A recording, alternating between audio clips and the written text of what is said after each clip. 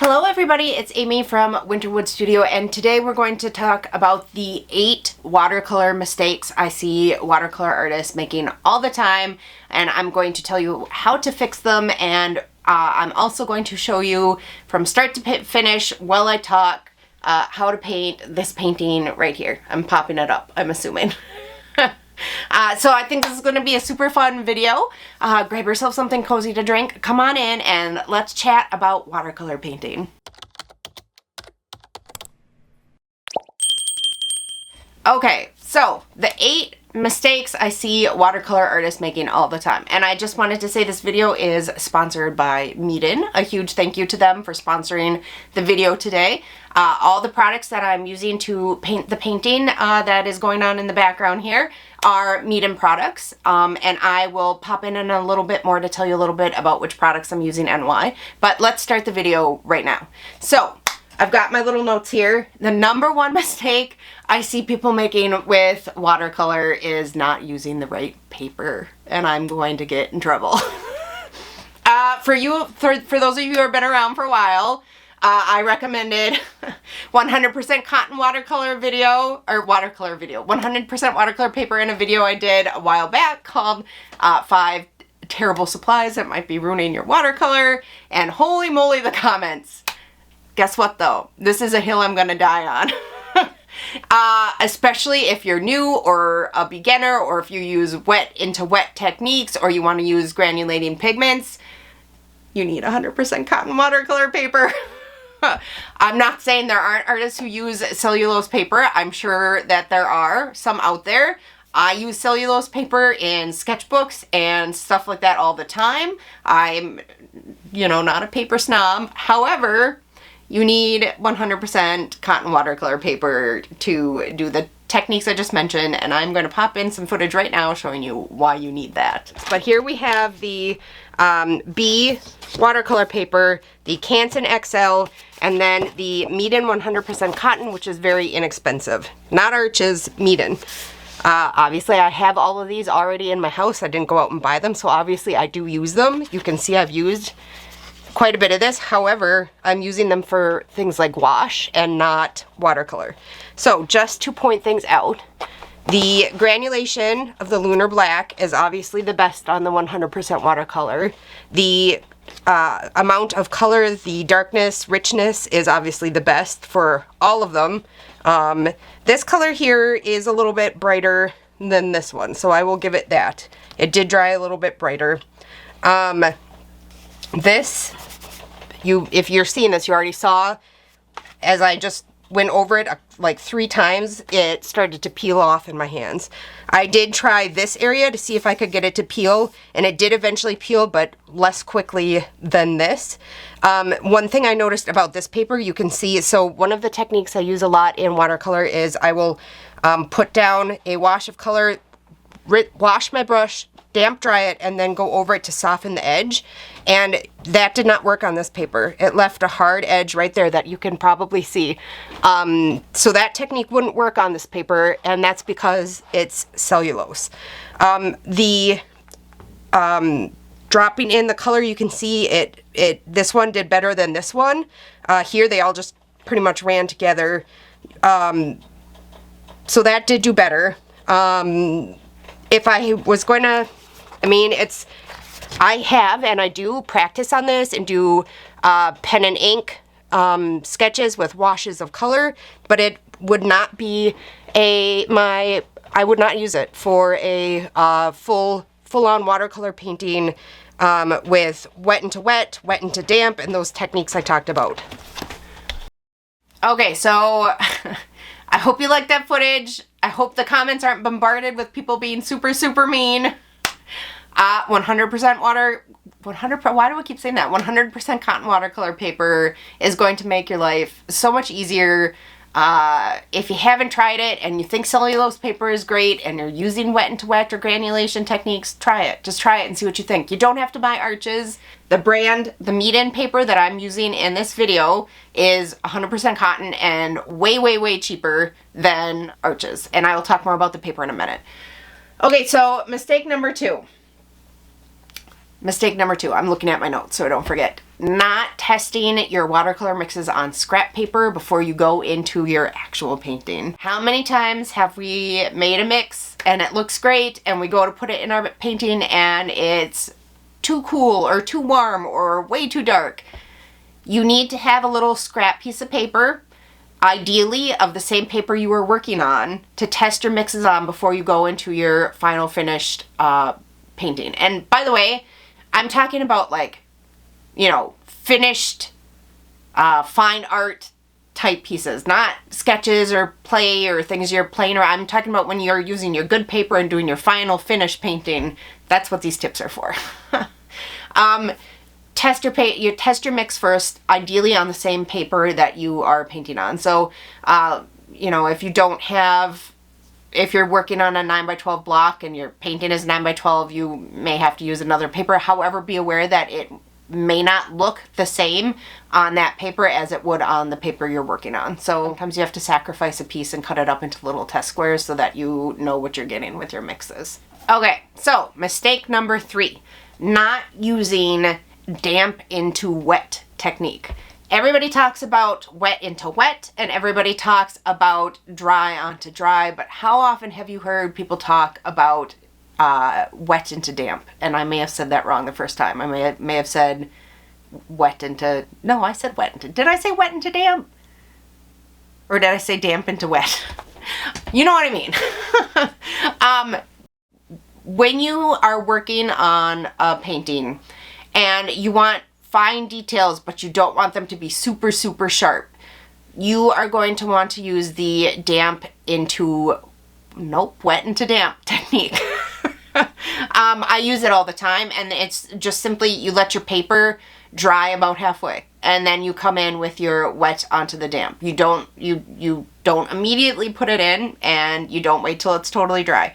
I have another video up about that technique specifically. I can't remember the name of the video right now, but I'll link it down below, and maybe I'll pop up the name of the video here somewhere so you can see it. It is an excellent technique and one that you should be utilizing in your work if you haven't already. And I think we'll pop it over to my little unboxing of the Meeden supplies so you can see what they sent me. Okay, you guys, so I thought we could take a quick look at what Meeden sent me, who just happens to be the sponsor of today's video. Huge thanks to Meeden for sponsoring this video. I've been using Meeden products for years, way before they started sponsoring my videos. And the reason for that is because I feel like this is a good paint, paper, watercolor supply, gouache supply brand for anybody who doesn't want to spend an arm and a leg. And the reason I say that is, here's their Meeden watercolor paint set. You can see that the pigments are all listed, the transparency is listed, and the light fastness is listed. That makes this brand of paint be set apart from the rest. They are very vibrant, they are very pigmented, and they don't cost very much. And it is the same for their gouache. Again, light fastness, pigment, opacity. They also sent me a beautiful little palette, their nice little watercolor brush set, which is a great thing to start with. I say add yourself a very small detail brush and you're good to go. And they sent me their cold press 12x9 watercolor block, and I haven't tried this yet, so this will be fun to try. Their 15x11 hot press watercolor block. Both of them are 100% cotton and acid free. And they also were kind enough to send this little pack of Traveler's watercolors. And good news, you guys, if you place an order using my code down below, 3 of you who place an order with that code will win this little set. Whoops! will win this little set, and they'll send it directly to you. So if you feel like trying to win this set, go place a little order with Meeden and see if you're one of the lucky 3 to win this set. It comes with all those paints, a water brush, and another little set of water brushes. Mistake number 4. This is one I still do even though I know I'm doing it, and that is being impatient with the drying time.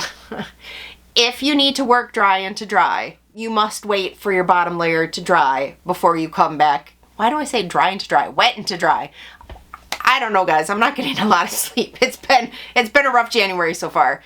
This is probably February when this goes up, but you need to let your bottom layer totally dry before you come in with your next layer if you need to work wet onto dry. I am guilty of this. I do it all the time, even though I know I'm doing it. I get really impatient and I will come in with the next layer before it is time, and the colors will bleed together and I'll be like, why did I do that? So do what I say, not what I do. But yes, that's number 4, is being impatient with the drying time. Okay, so tip number 6 is not paying attention to the transparency of your watercolors. If you're using a good quality paint, the transparency will be on the outside of the tube. So the Meeden tube right here, this is cobalt blue. This is the transparency right there above my finger. So you'll have, usually it's a open circle or rectangle, and that is totally transparent, halfway filled in, not as transparent, and then totally filled in, and they're more on the opaque side like this cerulean blue right here. Okay, so sometimes it is totally fine to use the more opaque watercolors, and sometimes you want more of that white paper to sparkle through, or you want to glaze with very fine transparent layers, and that is when you need to pay attention to your transparency. If you try to put a warm glow by glazing like a cadmium yellow deep on top of your underlayers, you are going to maybe not destroy, but for sure obscure your bottom layer because that cadmium is not transparent enough. Sometimes I like to work just with the most transparent watercolors to produce a really glowy looking painting with lots of glazing and layers. It gives it a very, almost like a stained glass feel, like there's light coming through the back, and that's because when you're working with very transparent watercolors, the light that is coming onto your painting can go through all of those layers and bounce off the white paper underneath and be reflected back. And that is why super transparent watercolors will often have like a lit from within type of look. And I love that look, so I like to use super transparent watercolors a lot of the time. So just pay attention to what you're doing. If you're working in lots of layers and you're not worried about transparency, or a lot of times with like landscapes I won't use as transparent colors. Well, sometimes I will. I tend to use it more for like subjects. So like if I'm painting a still life, like if I were painting a still life with like some glowy looking grapes, I would not use anything. I would not even use a semi-transparent. I would use only the transparent.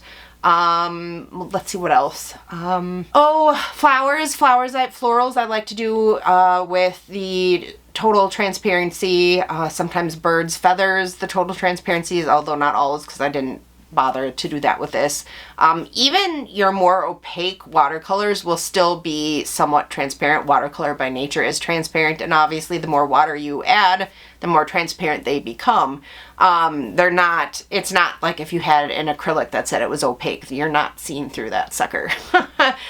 So, you know, it's not something I would pay attention to as much if you were a super, super beginner. But as you become more intermediate level, I would start paying attention to how transparent are your watercolors, especially if you're working in layers and glazing. I think that was number 4. I'm having trouble reading my writing. Hopefully that was number 4. So number 5. Number 5 is not planning out your highlights. So in true watercolor, traditional watercolor, the white highlights or the brightest highlights are provided by the white of your paper. It's not gouache. It's not white gel pen. It's not white colored pencil. I'm not saying you can't use those. I do all the time. In that case, that then becomes a mixed media painting, though. It is no longer just a watercolor painting, so be aware of that. If you are putting in your highlights with gouache or a white gel pen or colored pencils, that is not a watercolor painting anymore. At that point, it is a mixed media painting, which is, again, totally fine. But you don't want to call it a watercolor if you're not using the white of the paper as your highlight or for your lights. So, watercolor requires a bit of planning. You can do, you know, a looser landscape watercolor and just throw things at the paper, and that's beautiful too. But for me, when I'm doing watercolor, there's a level of planning there that I don't do with my oil paints or my acrylics, for example. You have to plan it out. You have to know where your lights are going to be, and you have to reserve them. So you can do that either by painting around the highlights and leaving them, or you can use masking fluid. I'm not a big fan of masking fluid. I have not found one that I really, really like. And in fact, if you have one that you absolutely love, drop it in the comments because I want to know. Every masking fluid that I have tried is either doesn't work great and like stuff seeps in underneath it, or it pulls off a layer of my paper when I go to remove it. And I've, you know, tried hitting it with the hairdryer. I've tried only leaving it overnight and making sure I do it right away the next day. But it still seems like it's damaging the paper even a little bit. I don't use it. I keep buying brands and trying them, and I have not found one that I like. So if you do have one that you like, let me know, because I'd like to try it. Potentially could be that the paper that I'm using is just too delicate. I don't know. I've tried it on many different brands of paper, and it always seems to damage the paper a little bit. So not my favorite. I tend not to use it. For sure it's pulling up the sizing, I feel like, at least, if it's not actually damaging the paper. So that leads me to the next one, which I think must be number 6. Uh-oh. I think I might have counted wrong. 4, 5, 6, 7, 8. I think I'm on the wrong number. Hopefully I'm popping up little cards that tell you what number I'm on. It said this is labeled as number 7, so I guess we'll say number 7, even though I feel like it was number 6. 1, 2, 3. Oh no, it's not. It's number 6. Oh boy. Okay. So I think I said there were 8 in the beginning, but there's only 7 because I numbered wrong. Yes. Anyway. Not planning out the highlights sort of leads me to the next one, which is either 6 or 7, depending on my bad counting. And that is to, wait, what? Not working light to dark. I have to take a nap. When I'm done filming this, I've got to take a nap, I think. Anyway, mistake number, whatever number, 6 or 7 is not working light to dark.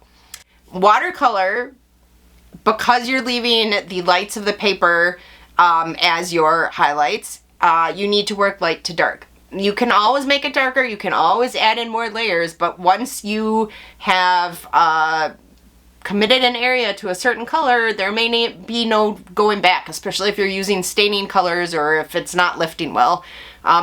In general, it works to go from light to dark, which is how I always paint with watercolor. Always go from light to dark for me. Again, well, I think most watercolor people go from light to dark. I'm sure somebody will come in the comments and say, you can go from dark to... No, you can't. I don't know. Work from light to dark. It'll make your life easier. Just plan ahead a little bit and work light to dark. Okay, so my last one, which is either 7 or 8, is not doing enough layers. Not pushing through the ugly stage. So, watercolor, like every other medium, drawing, painting, whatever, everything always seems to have an ugly stage where things just look terrible. And if you give up at that stage, you're never going to find your true potential as an artist. And I'm guilty of this. I used to do it all the time in the beginning. I'd get to that ugly phase and I'd be like, this is going to turn out horribly. Why am I even working on it? This is ugly. I cannot save it. It's never going to look good. I didn't realize for a while that is part of the process. That's the ugly stage. It's a thing. It's real. Google it. It's the ugly stage. You just have to keep going. You have to trust the process, as they say, and just keep going. You need to just put down more layers and more layers and more layers, and eventually it's going to be something that you like, most likely. Not all. They do everything in one layer on their watercolors. Like, they're trying to do too much wet into wet at the start, and that's not going to work either. that should have been, well, there's your number 8. Trying to do too much in one layer is a mistake I see people making. So I did do 8, even though I counted terribly wrong. I needed to go take a nap or have a lot of coffee. yeah, they're both basically the same thing. Not enough layers, whether it's because you're not working through the ugly stage or whether it's because you're trying to do too much in one layer, which is a recipe for disaster. You'll get to a point where you know you can't do any more in a wet into wet layer and you just need to stop and let it dry and not be impatient, which was supposedly number 4, but who knows? Anyway, I hope you liked my very confused video today. I hope you liked the painting you saw in the background. The painting is going to be the tutorial video over on my Patreon for February. If you want to check it out, I will link it down below. There's only one tier. It's $5. It was too complicated for me to try to keep other tiers going, so it's only one tier. It's all $5. There's lots of stuff over there exclusive to Patreon, and it will be down in the links if you want to check it out. Hopefully this video wasn't too weird and rambly. Anyway, thank you for being here with me today. And if you have not hit the like or subscribe button yet, I would love it if you did. It is a no-cost way for you to help support my channel. Comments too are great. Don't come at me in the comments. If you disagree with something that I said, there is a moderator watching the comments now and deleting out some of those really nasty ones, so I won't even see it if you put something in there. I forgot where I'm at again. Anyway, I hope you all are having a lovely day. I hope you enjoyed the video, and until next time, happy creating.